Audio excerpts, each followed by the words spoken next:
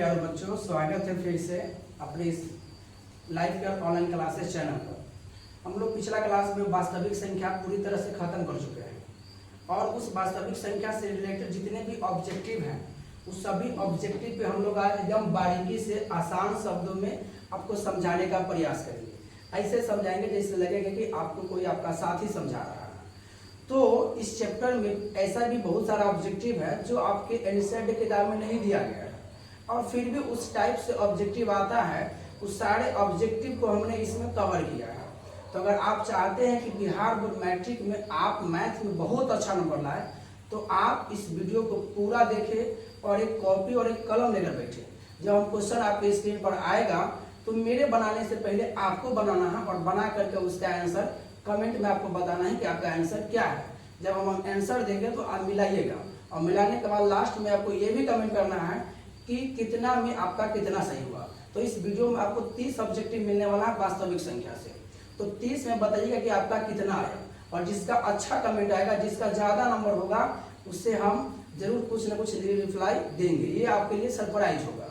जैसा कि आप देख सकते हैं कि बिहार बोर्ड मैट्रिक 2026 में जो हमारा मैथ का परीक्षा होने वाला है उस मैथ के परीक्षा में ऑब्जेक्टिव सीरीज पर हम लोग बात करने वाले हैं।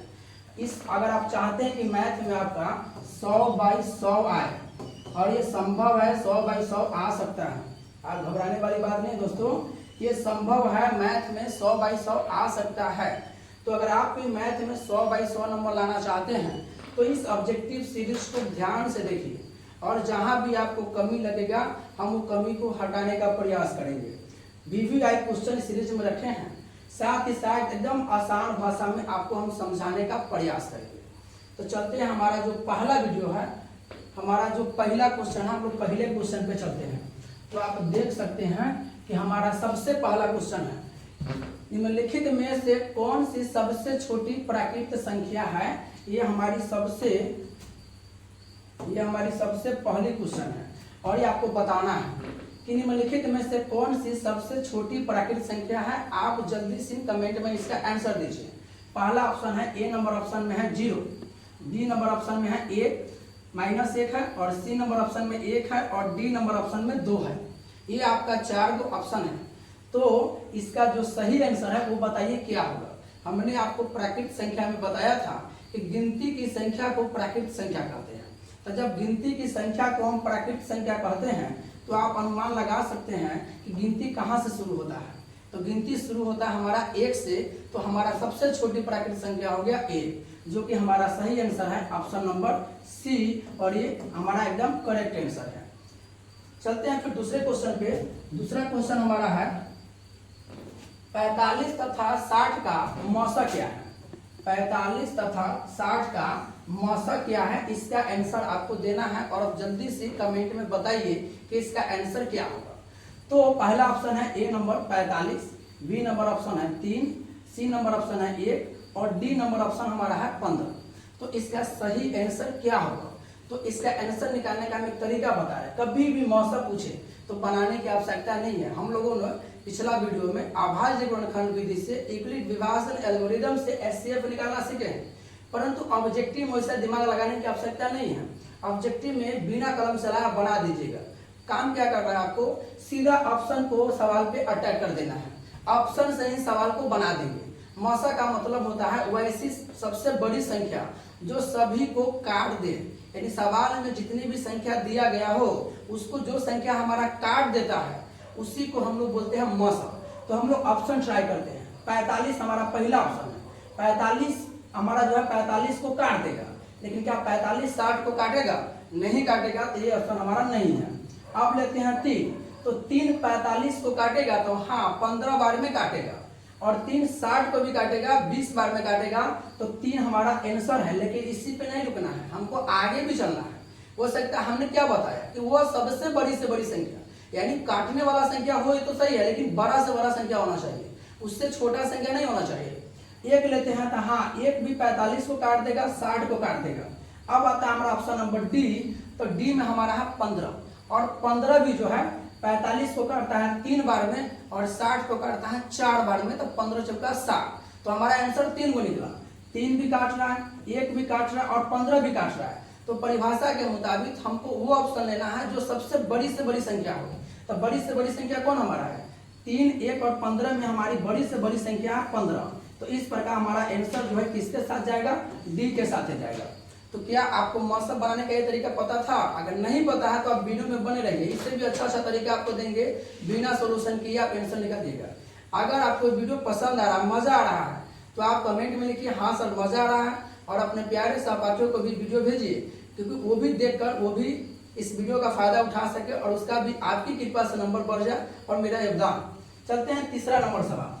तीसरा नंबर सवाल हमारा है कि यूक्लिड विभाजन एल्गोरिदम, यानी हम लोग पिछला वीडियो में बात किए थे, यूक्लिड विभाजन एल्गोरिदम दो धनात्मक पूर्णांकों के निम्न में से किस परिकल्पित करने का तकनीक है। यानी कहने का मतलब है कि यूक्लिड विभाजन एल्गोरिदम की सहायता से हम क्या पता निकालते हैं। तो आपको हमने वीडियो में बताया था कि यूक्लिड विभाजन एल्गोरिदम की सहायता से सिर्फ एक ही चीज निकलता है और उसका नाम है मॉसा यानी HCF। इसकी सहायता से और दूसरा कुछ आंसर नहीं निकलता है। तो हमारा पहला ऑप्शन है लॉसा, दूसरा ऑप्शन है मौसा, तीसरा ऑप्शन है भागफल और हमारा चौथा ऑप्शन है शेषफल। तो इसका आंसर हमारे कहने के मुताबिक चला गया ऑप्शन नंबर बी के साथ, और ऑप्शन नंबर बी में हमारा है मौसा, यानी हमारा आंसर हो गया HCF। हाँ, इसके सहायता से सिर्फ हम HCF निकालते हैं। लेकिन अगर सवाल में आपसे ये पूछे कि अभाज्य गुणनखंड विधि की सहायता से क्या ज्ञात करते हैं, तो अभाज्य गुणनखंड विधि की सहायता से हम HCF और LCM दोनों प्राप्त करते हैं। ये भी सवाल आगे आ भी सकता है या एग्जाम में आता ही है, और ये सवाल हमारा बहुत ही इंपॉर्टेंट है। ये हमारा VVI सवाल है, इसमें जितना भी सवाल कराया गया वही सवाल है जो प्रीवियस एग्जामों में आया गया है। हम इसलिए सवाल का सीरीज चला दिए हैं ताकि जब इस चैप्टर को खत्म किया है तो पूरी तरह से खत्म करें, आधा अधूरा हमें खत्म करने की आवश्यकता नहीं है। अब हमारी अगला क्वेश्चन है और आपके बोर्ड पे स्क्रीन पर सामने है।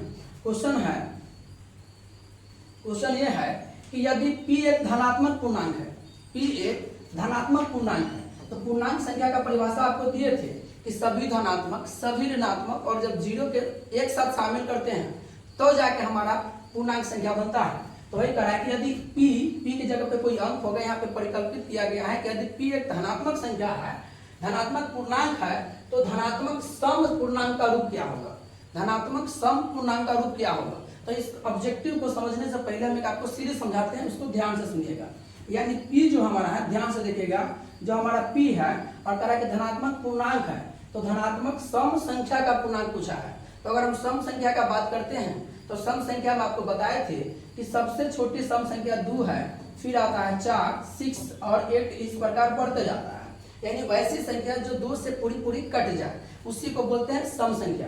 तो सम संख्या जो देख रहे हैं कि सम संख्या में कितने का अंतर जा रहा है दोस्तों और मेरे प्यारे बच्चों, तो सम संख्या में 2 का अंतर हमारा जा रहा है। तो इसमें आप देख सकते हैं कि P हमारा एक धनात्मक पूर्णांक है।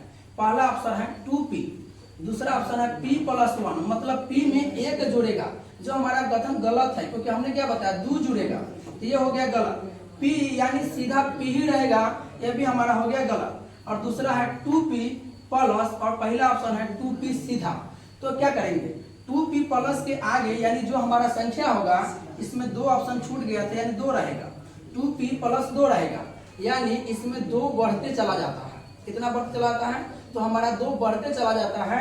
तो इस अनुसार आपका आंसर हो गया ऑप्शन नंबर डी हमारा 2P+1। अगर वीडियो अच्छा लग रहा है, सवाल आपको समझ में आ रहा है, तो कमेंट में लिखिए कि हाँ सर हमको मजा आ रहा है, और वीडियो को शेयर भी करते रहिए ताकि हमें भी मन लगे। चलते हैं अगली सवाल पे, और अगली सवाल हमारा बोर्ड पर सामने में है, और वो सवाल हमारा 7 नंबर है। एक सवाल 6 नंबर आपको बाद में आएगा, थोड़ा आगे पीछे हो गया है। 7 नंबर सवाल है, यदि m एक धनात्मक पूर्णांक है, m एक धनात्मक पूर्णांक है, यानी पूर्णांक में हम बताए थे कि ऋणात्मक, धनात्मक और 0 तीनों होता है, तो सिर्फ धनात्मक का बात करना है, यानी प्लस का बात करना है। तो धनात्मक विषम पूर्णांक का रूप होगा। अभी हम लोगों ने देखा सम पूर्णांक का रूप होगा, यानी सम में भी 2 बढ़ रहा था। अगर हम जस्ट इसके विपरीत जाते हैं विषम संख्या में, तो विषम संख्या जो है आपको बताए थे 1 से शुरू होता है, 1 के बाद 3, 3 के बाद 5, 5 के बाद 7 और 7 के बाद 9।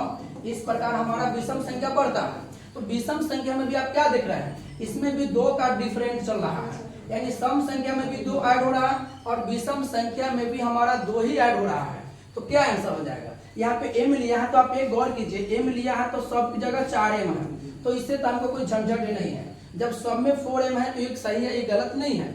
इसके बाद कह रहा है कि इसमें 2 बढ़ता है, इसमें कह रहा है 4 बढ़ता है और इसमें कह रहा है 1 बढ़ता है। तो अभी आपके नीचे बताया है कितना बढ़ता है, तो इसमें सर बढ़ता है 2 बढ़ता है। तो 2 बढ़ता है तो हमारा ऑप्शन नंबर फर्स्ट ही हो जाएगा 4m + 2।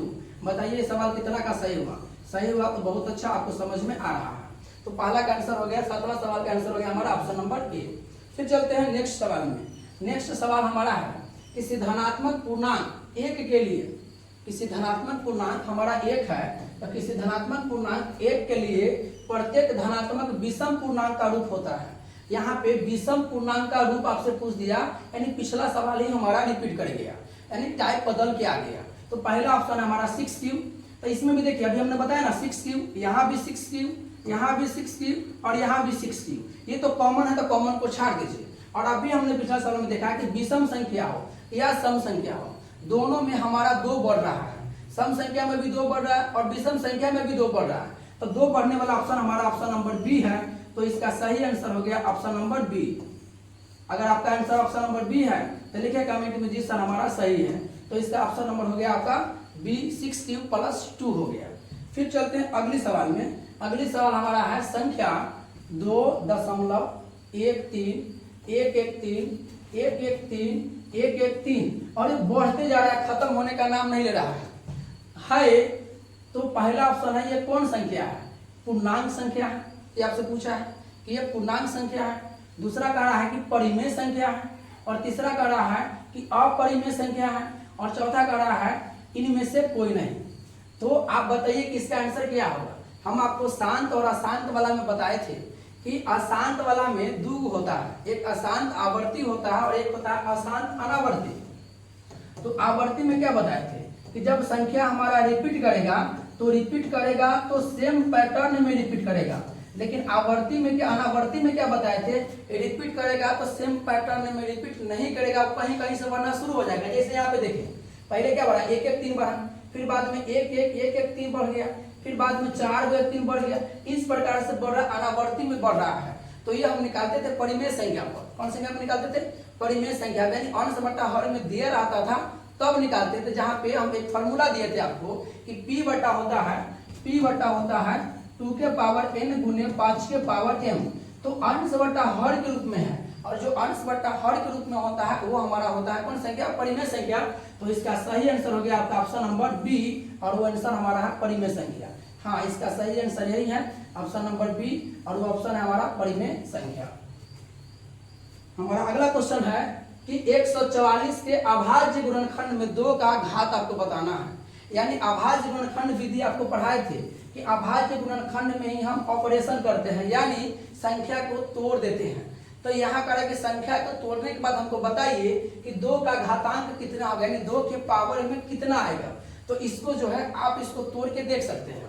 तो अगर हम 144 को तोड़ते हैं, 144 को अगर आप तोड़ते हैं तो 2 बार में कटेगा, 2 7 14 और 2 दूना 4।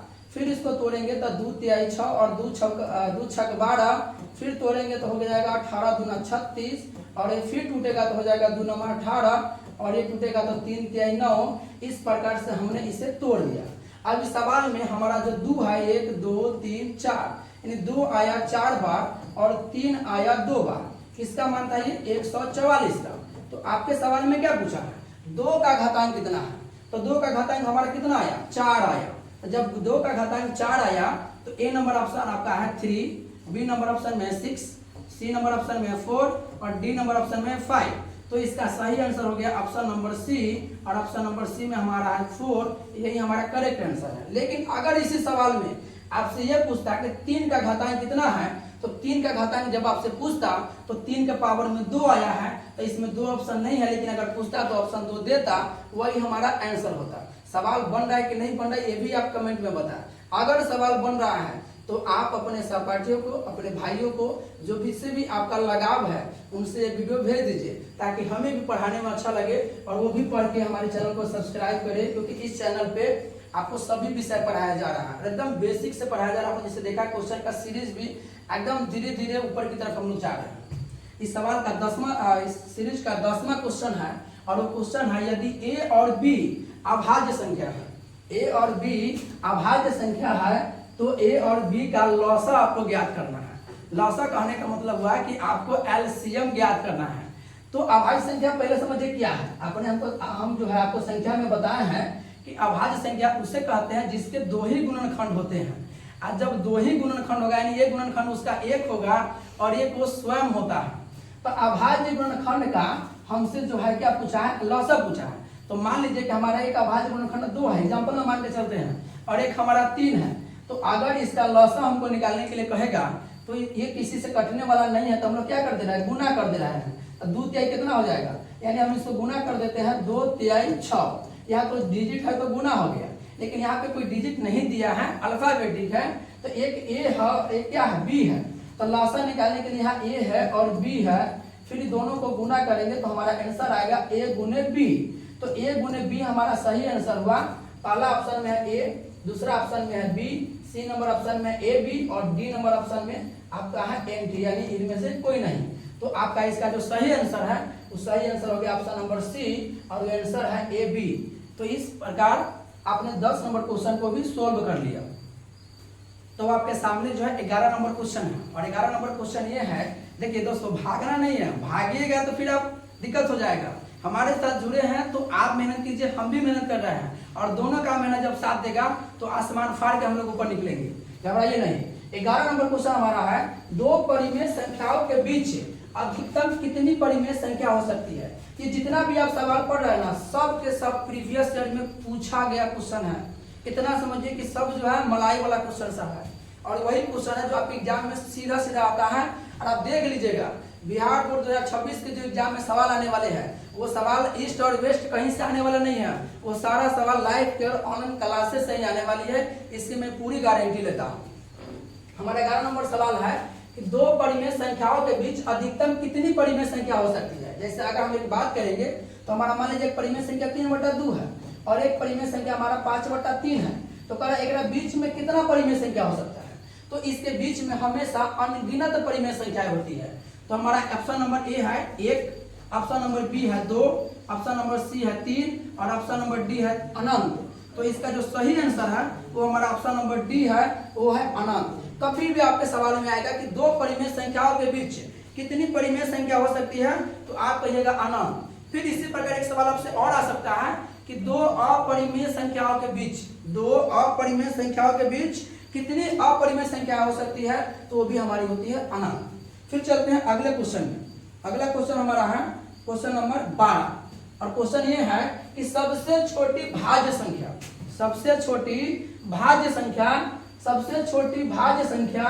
और सबसे छोटी अभाज्य संख्या। बहुत ही लॉजिकल सवाल है, बिना कलम चलाए भी आप बना सकते हैं। सबसे छोटी अभाज्य संख्या का मौसा यानी HCF कितना होगा। तो भाज्य संख्या में आपको लिखाए थे वैसी संख्या जिसके 2 से अधिक गुणनखंड होते हैं। तो सबसे पहला भाज्य संख्या आपको बताए थे 4 होता है, और सबसे छोटी अभाज्य संख्या हमारा जो है 2 होता है, और दोनों का पूछा है मौसा। दोनों का आपसे पूछा है कि मौसा कितना होगा, तो आपके पास संख्या 2 है, एक 4 है और एक 2 है। तो बताइए 4 और 2 का मौसा कितना होगा। तो सबसे पहला सवाल में हमने आपको बताया है कि मौसा वह होती है सबसे बड़ी संख्या जो दी गई संख्या को पूरी तरह से काट दे। तो 4 और 2 को कौन काट सकता है, तो 4 और 2 को कहिएगा सर 1 भी काट सकता है, सही बात है 1 भी काटेगा। सर 2 भी काट देगा, सही बात है 2 भी काट देगा। सी नंबर ऑप्शन है 4 दोनों को नहीं काटेगा, 4 सिर्फ एक ही को काटेगा, लेकिन सबको काटना चाहिए। तो 4 तो ऐसे ही कट गया। अब ऑप्शन आ गया मेरे पास 2 को, 1 और 2। तो परिभाषा क्या कहता है, बड़ी से बड़ी संख्या। तो बड़ी से बड़ी संख्या हमारा कौन है, 1 और 2 में 2 है, तो हमारा ऑप्शन नंबर हो गया बी, जो कि करेक्ट आंसर है। अगर आपका सही है तो बहुत अच्छा। फिर आगे चलिए, हमारा अगला सवाल है 13 नंबर। 13 नंबर सवाल है 96 के अभाज्य गुणनखंड क्या होगा। 96 का अभाज्य गुणनखंड क्या होगा, यानी सीधा सी बात है कि आप इसको गुना भी करके चेक कर सकते हैं कि क्या होगा। सीधे गुना के फॉर्म में दिया हुआ है। तो अगर 35 को 2 से गुना करेंगे तो 35 दूना 70, ये तो होगा ही नहीं, ये कट गया ऑप्शन। सी नंबर ऑप्शन है 23 और 33। सी नंबर ऑप्शन गायब है दोस्तों, लेकिन देखते हैं अगर कहीं ए और बी में आंसर निकल जाए। तो अगर बी नंबर ऑप्शन को देते हैं तो बी नंबर ऑप्शन है 23 और 33 गुना करेंगे तो हो जाएगा आपका 3 तिहाई 9, तो इसके बाद हो जाएगा, अगर 33 से इसको गुना करते हैं तो 3 3 9, 3 दूना 6, 3 3 9, 9 6 15 के 5 हासिल 1 होता है, और 3 दूना 6 1 7 हो गया। ये आपका हो गया 759, जो हमारा नहीं है। फिर ऑप्शन अगला है ए नंबर 24 और 32। अगर 24 और 32 को गुना करते हैं तो आंसर होगा 4 दूना 8, 4 3 12, 2 दूना 4, 12 4 16 के 6 हासिल 1, 3 दूना 6 1 7। ये भी ऑप्शन हमारा नहीं है। तो 96 का ऑप्शन क्या होगा? तो हमारा ऑप्शन ही सी नंबर गायब है। तो हम लोग तोड़ के देख लेते हैं और आंसर अपने से बना लेते हैं। तो अगर 96 को तोड़ते हैं 2 बार में तो हो जाएगा 48, और फिर 2 बार में तोड़ेंगे तो हो जाएगा 24, और फिर 2 बार में तोड़ेंगे तो हो जाएगा 12, और फिर 2 बार में तोड़ेंगे तो हो जाएगा 2 6 12, और फिर 2 बार में तोड़ेंगे तो हो जाएगा 2 3 6।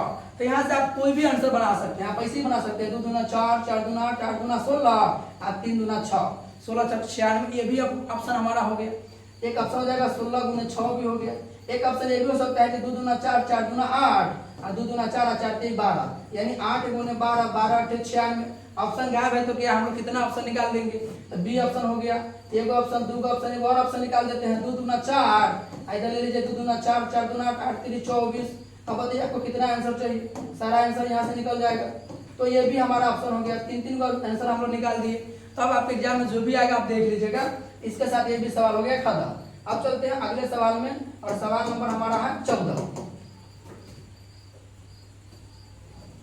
सवाल नंबर 14 हमारा है, सवाल नंबर 14 आपके सामने है।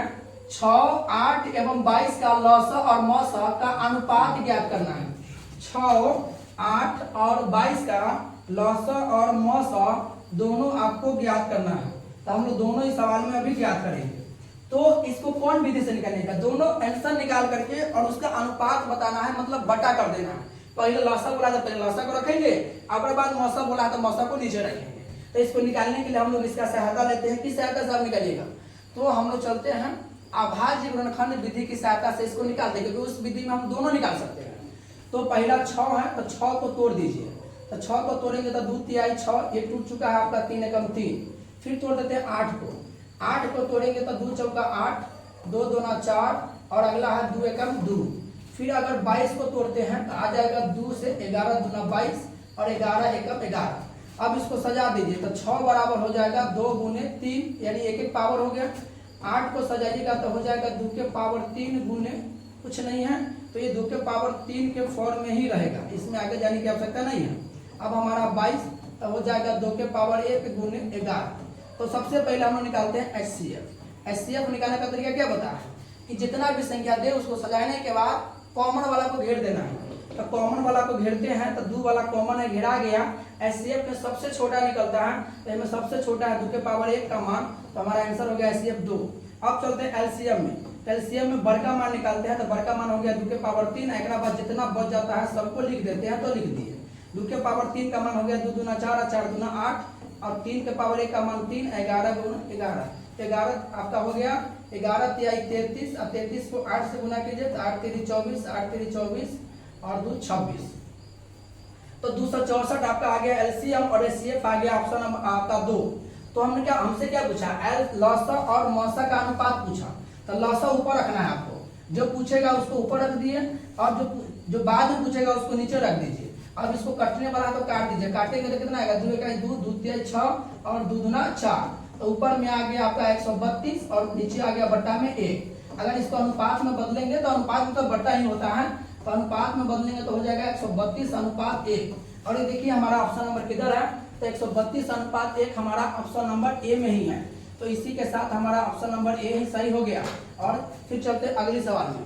ये सवाल का आंसर आपका क्या आया कमेंट पे आप जरूर बताओ, क्योंकि ये सवाल हमारा सबसे इंपॉर्टेंट है, और ये सवाल VVI सवाल है, एग्जाम में आने की पूरी संभावना है। अब चलते हैं अगला सवाल पे। अगला सवाल हमारा है 2 लगातार संख्याओं का मौसा क्या होगा? जल्दी जल्दी बताइए कि 2 लगातार संख्याओं का मौसा क्या होगा बिना कलम चलाए। तो इसका आंसर क्या होगा? कोई भी 2 लगातार संख्या आप ले लीजिए। जैसे हम लगातार संख्या मान लीजिए 11, एक ले लिए 12, एक और मान लीजिए 15 और 16। तो बताइए 2 लगातार संख्या का मौसा कितना होगा? हम आपको क्या बताए थे?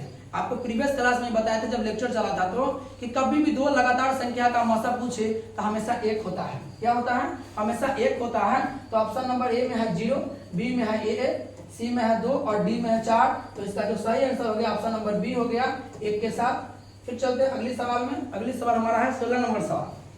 दोस्तों अगर मजा आ रहा है तो कमेंट पे लिखिए कि हाँ सर मैथ पढ़ने में मजा आ रहा है, और मजा आ रहा है तो वीडियो को शेयर भी करते रहिए और आराम से कॉपी कलम लेकर बैठे हैं तो आप सोल्यूशन भी करते रहिए और ये बताते चलिए कि आपका क्या को सही हुआ और कितना गलत हुआ, तब हमको भी मालूम चलेगा कि आपको कितना समझ में आया।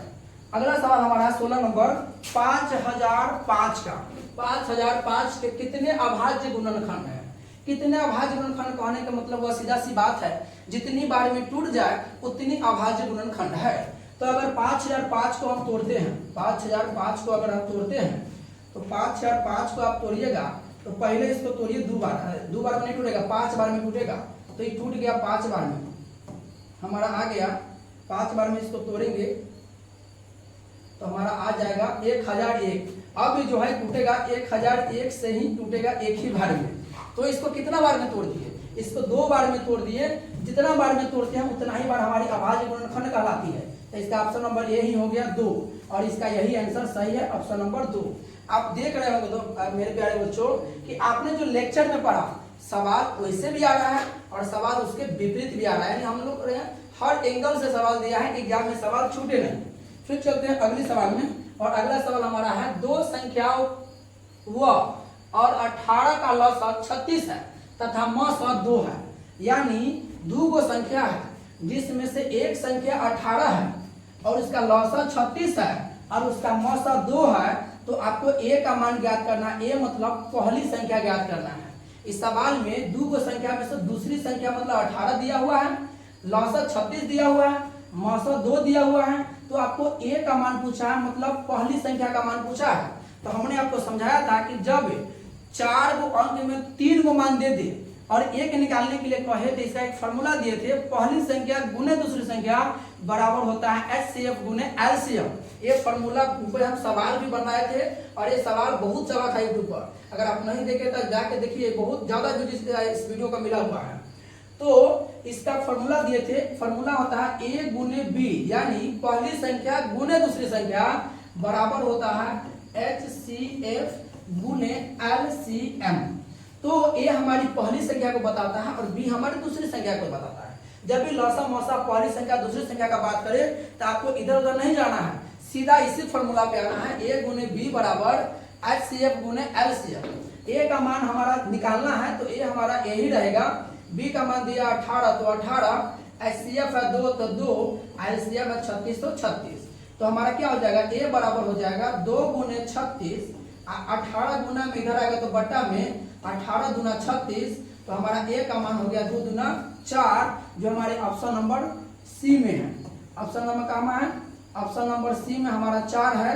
तो इसी के साथ इसका ऑप्शन नंबर सी हो गया। अगर आपका सही हुआ तो आप लिखोगे जी सर हमारा सही हुआ।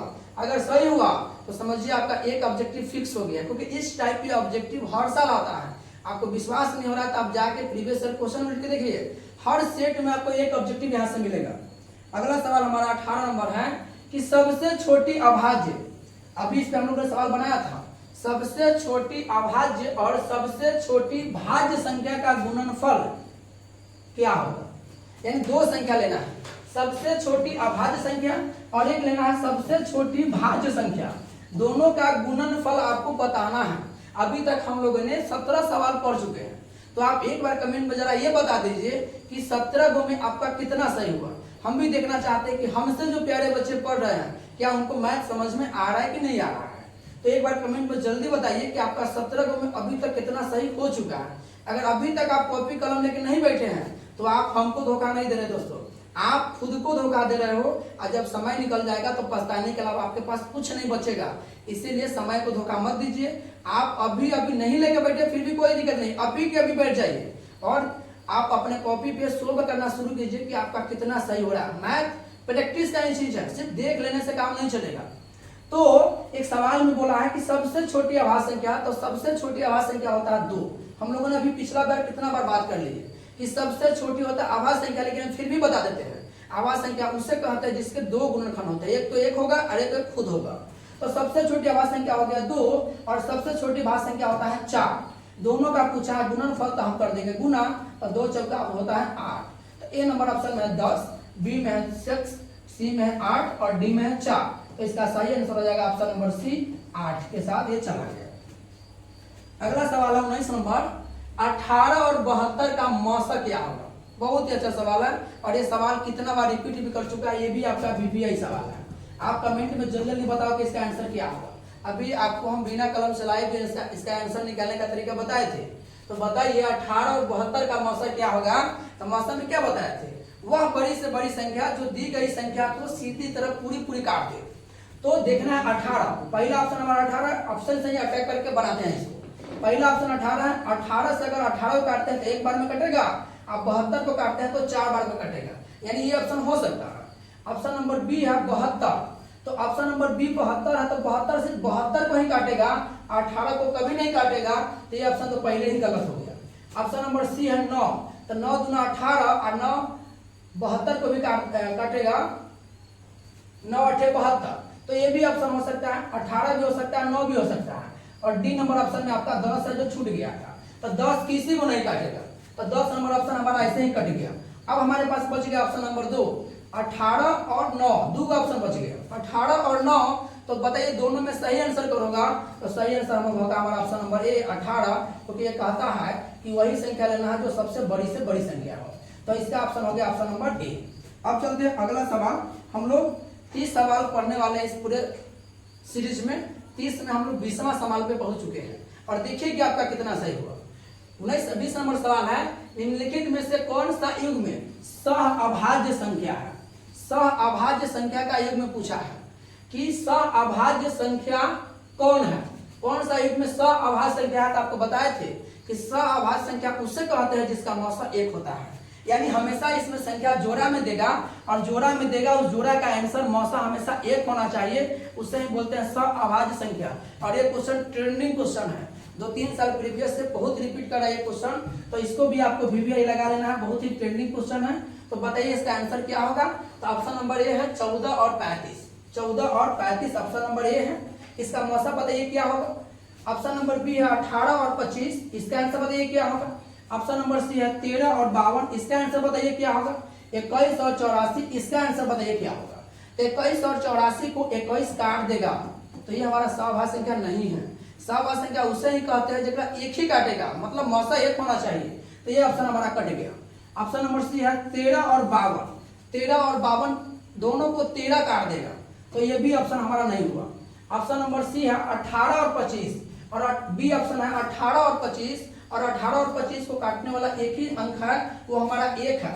और ऑप्शन नंबर ए है 14 और 35, तो 14 और 35 को काटने वाला 7 है, 7 दूना 14 और 7 पर से 35, तो इसका आंसर कौन निकल गया। इसका आंसर निकल गया ऑप्शन नंबर बी, क्योंकि ऑप्शन नंबर बी का मौसा कितना है 1 है, और सहभाज्य संख्या उसी को कहते हैं जिसका मौसा 1 होता है। फिर चलते हैं अगली सवाल पे। अब हमारे स्क्रीन पे अगला सवाल है 21 नंबर सवाल। अभी तक हम लोगों ने 20 को सवाल कर लिया है, तो आप एक बार कमेंट में ये भी बता दीजिए कि 20 में आपका कितना सही हुआ। अब मजा आ रहा है तो लिखे कमेंट में हाँ सर मजा आ रहा है, और मजा आ रहा है तो अपने प्यारे सहपाठियों को भी थोड़ा शेयर कर दीजिए। 21 नंबर सवाल है, निम्नलिखित में से कौन यौगिक संख्या है। यौगिक संख्या एक नया बात आ गया, क्योंकि हम आपको नहीं बताए थे, और देख लीजिए कितना क्वेश्चन आपके एग्जाम में घुमा के आ रहा है। तो ऑप्शन नंबर ए है 11, ऑप्शन नंबर बी है 21, ऑप्शन नंबर सी है 31, और ऑप्शन नंबर डी है 41। तो बताइए यौगिक संख्या क्या है।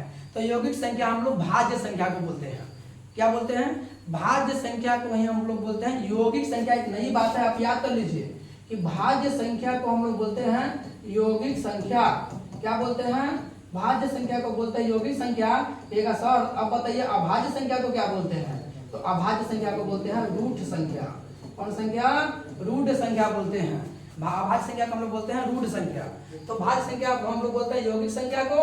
तो हमारा सबसे छोटी भाज्य संख्या कौन है, या भाज्य संख्या बोल रहे हैं, हम गलती बता, भाज्य संख्या बोल रहे हैं कि वैसे संख्या, भाज्य संख्या वैसे संख्या जिसके 2 से अधिक गुणनखंड हो, जिसके 2 से अधिक गुणनखंड हो, उसे हम बोलते हैं भाज्य संख्या।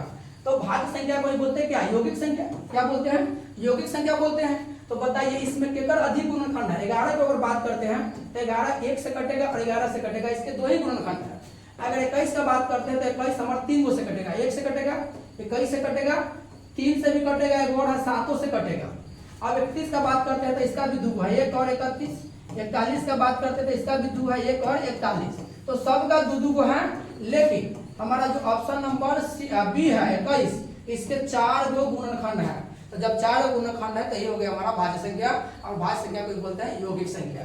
तो इसी के साथ हमारा ये भी सवाल सोल्व हो गया। तो बताइए कमेंट में आपको नया सवाल मिल रहा है कि नहीं मिल रहा है। अगर मिल रहा है तो वीडियो पे बने रहिए और लाइक भी कर दीजिए।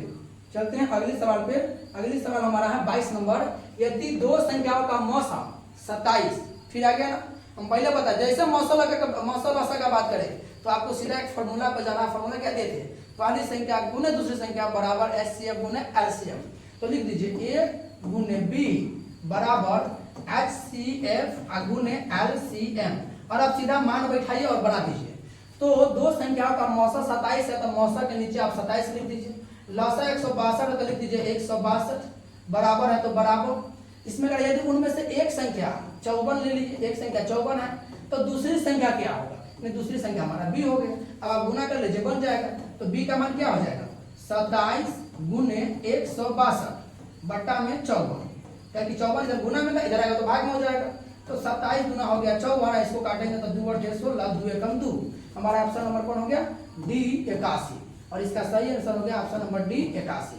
सवाल बहुत ही बेहतरीन तरीके से आपको बताया जा रहा है, और वही सवाल बताया जा रहा है जो सीधे आपके एग्जाम में आता है। अगला सवाल है 23 नंबर सवाल। 23 नंबर सवाल है निम्नलिखित में से कौन सा परिमेय संख्या है। परिमेय संख्या आपको बताना है। यहाँ पे जो है थोड़ा सवाल टाइपिंग में रूट नहीं आ रहा था, तो आप यहाँ पे पहला ऑप्शन है स्क्वायर मतलब रूट 1 बट्टा, यानी हम इस सवाल को इसीलिए देंगे रूट अंडर 1 बट्टा 144। ये हो गया पहला नंबर ऑप्शन।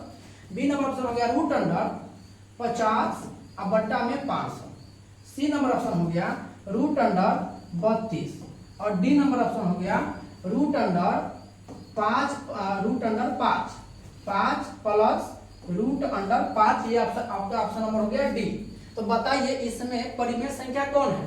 तो अगर ये रूट है तो रूट तो हमारा परिमेय संख्या नहीं होगा, ये दोनों ऑप्शन हमारा कट गया। ऑप्शन नंबर सी है 50, तो ये कटेगा तो काट दीजिए पहले 5 दाएं 50, तो इसका नया मान निकल गया 1 बट्टा 10, और ये रूट से बाहर निकलने वाला है तो नहीं निकलने वाला है, तो ये भी परिमेय संख्या नहीं है। अब इसको देखिए, एक में से एक निकल जाएगा। 144 किसका होता है 12 का होता है, 12 बड़े 144 होता है, तो ये रूट से बाहर निकल गया, और रूट से बाहर निकल के P बट्टा Q के फॉर्म में भी आ गया। तो जब P बट्टा Q के फॉर्म में आ गया तो हमारा यही ऑप्शन हो गया 1 बट्टा 12, जो ऑप्शन नंबर ए का रूपांतरित रूप है। यानी सवाल में आंसर भी आपको बदल के आ सकता है, आपको सोल्व करने के बाद ही आंसर निकलेगा। मैथ का यही नियम है। अगला चलते हैं 24 नंबर सवाल, और बहुत ही अच्छा सवाल है, ये सब आप जानते होइएगा, 9वां 8वां से पढ़ते आ रहे हैं कि रूट 3 कौन संख्या है। बताइए जल्दी करना, बताइए कि रूट 3 कौन संख्या है। ऑप्शन नंबर ए है परिमेय संख्या, ऑप्शन नंबर बी है प्राकृतिक संख्या, ऑप्शन नंबर सी है अपरिमेय संख्या, ऑप्शन नंबर डी है इनमें से कोई नहीं। तो हम क्या बताए थे, जो रूट में होता है बाहर निकलने वाला ना हो, हम उससे बोलते हैं अपरिमेय संख्या। तो ऑप्शन नंबर सी हो गया सही, अपरिमेय संख्या। हम आशा करते हैं कि ये सबका सही हुआ होगा, गलत होने का कोई चांस नहीं है। फिर चलते हैं अगले सवाल में। सवाल नंबर है 25।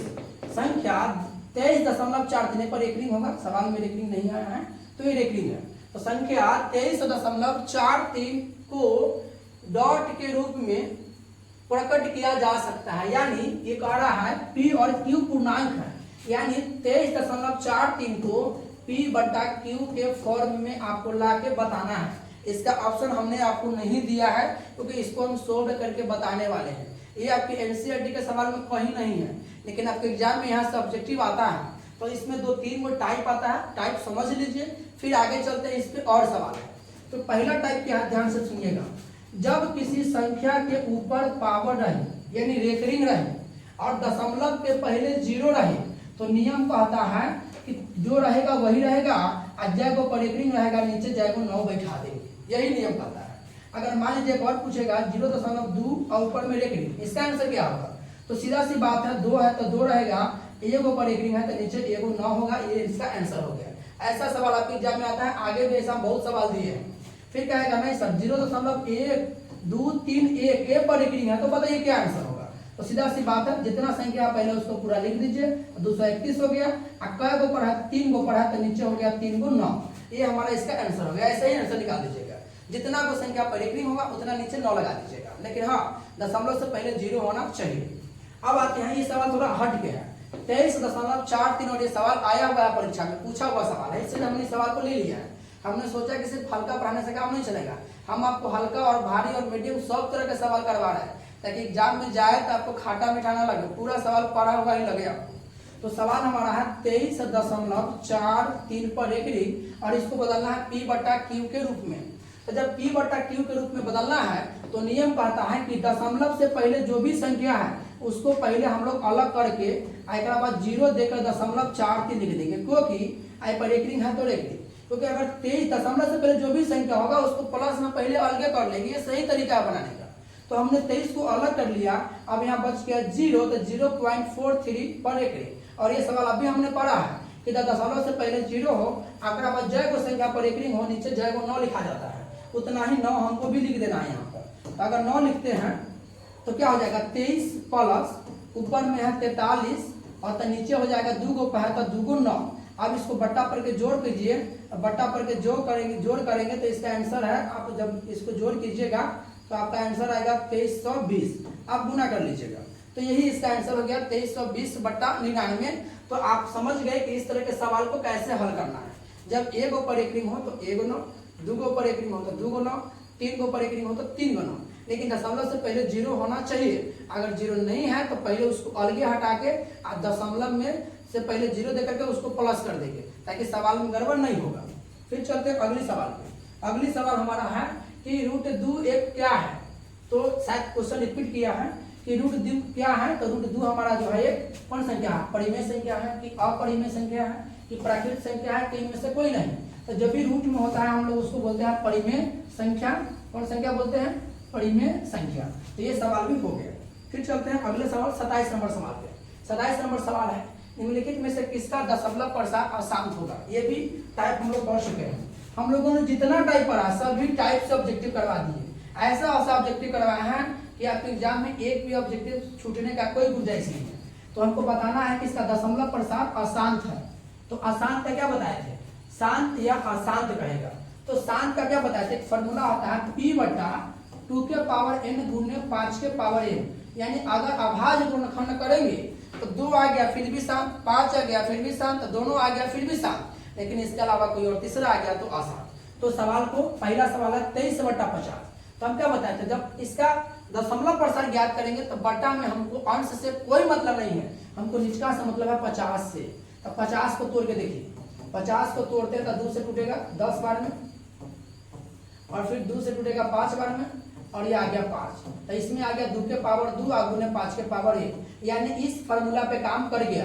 तो काम कर गया तो कथी हो गया, शांत हो गया। तो शांत हो गया तो हमारा ऑप्शन नहीं है, क्योंकि हमारा ऑप्शन खोजना आसान। अब चलते हैं बी नंबर ऑप्शन पर 39/243। तो अब 39 से भी हमको कोई मतलब नहीं है, हमको निचका से मतलब है। तो निचका को तोड़िए, 243 को तोड़ते हैं तो 3 से टूटेगा, 3 8 24, 3 1 3, फिर टूटेगा 3 से, 3 दूना 6 और 3 7 21, फिर टूटेगा 3 से, 3 9 27 और 3 1 3। तो इसमें 2 2 4 1 5, यानी 3 के पावर आ गया 5। ना इसमें 2 आया ना इसमें 5 आया, तो ये इसमें आया 3। जो हमारे इस फॉर्मूला पे काम नहीं किया तो 3 के पावर 5 आया। तो हमारा यही आंसर हो गया सही, ये अशांत है। फिर आगे जाने की कोई आवश्यकता नहीं, क्योंकि आगे शांति दिया होगा, क्योंकि हमारा सब क्वेश्चन पूछा आसान, तो कोई तो ऑप्शन लिख ही देगा। तो हमारा ऑप्शन नंबर बी सही हो गया, 39/243। और ये भी आपका बहुत ही इंपॉर्टेंट सवाल है, ये भी आपका बीवीआई सवाल है, इस पर भी आने की पूरी संभावना है, इस टाइप के सवाल आपका। अब चलते हैं 28 नंबर सवाल पे। 28 नंबर सवाल है 0.32 पर एकरिंग है। 0.32 को एकरिंग है। अभी आपको हम पिछला सवाल में वीडियो बताया है, पिछला वीडियो में सवाल था नहीं, इसी वीडियो में पिछला सवाल था। 0.32 को P/Q के रूप में लिखना है, तो क्या लिखेगा। तो पहले सवाल होता है 0.32 ऊपर एकरिंग है। तो हम सीधा क्या बताना है, जब संख्या हो पहले उसको लिख दीजिए। 3 2 क्या 2 पर एकरिंग है, 2 को पढ़ते नीचे कर दिया जाएगा, 2 9। इसी के साथ हमारा ऑप्शन नंबर हो गया सी 32/99। तो आप ऐसा सवाल जब आएगा एग्जाम में तो बना लीजिएगा तो समझिए ये भी आपका 1 नंबर हो गया कंप्लीट। हम दोबारा कर रहे हैं, ये सवाल आपके एनसीईआरटी में नहीं दिया गया है, लेकिन इस पे सवाल आता है। अगला सवाल है 29 नंबर जो आपके सामने है, और इस सवाल को भी वही सवाल है, आपको बना के बताना है। इस सवाल है 0.13 पर एकरिंग। इसका आंसर क्या होगा, इसका सब आंसर क्या होगा, 0.13 पर एकरिंग है। तो सवाल को उतारिए, 0.13 और 1 3 पर कितनी है, एकरिंग है। और जब 1 3 पर एक रिंग है तो हम क्या बताए थे, जो संख्या पहले उसको लिख दीजिए 13 के 13 और 2 गो संख्या पर एक रिंग है तो इसमें हम कितना गो 9 बैठाएंगे, तो इसमें हम बैठाएंगे 2 गो 9, 2 गो 9। तो इसके साथ ये भी आंसर हो गया क्लियर। ऑप्शन नंबर हो गया सी 13/99। अब इस वीडियो का एक ही सवाल बच गया है, वो सवाल आपके सामने अभी आ रहा है, आप देखिए और उसको सोल्व कीजिए और कमेंट में अभी बताइए कि आपका कितना 29 में कितना आपका सही हुआ। और वो हमारा 30वां नंबर सवाल है। तो 30 नंबर सवाल आपके सामने है, 0.123 पर एक रिंग है को P/Q के रूप में क्या मान होगा बताइए। अभी हमने आपको ये सवाल बताया है सोल्व करना, तो इसका आंसर आपको कमेंट में देना है और साथ ही साथ आपको कमेंट में ये भी बताना है कि 30 में आपका कितना सही हुआ। जिसका सबसे ज्यादा सही होगा उसे हम कमेंट में कुछ रिप्लाई देंगे, उसके लिए कुछ सरप्राइज भी रहेगा। तो फिर मिलते हैं अगले वीडियो में। इसी के साथ जय हिंद जय भारत।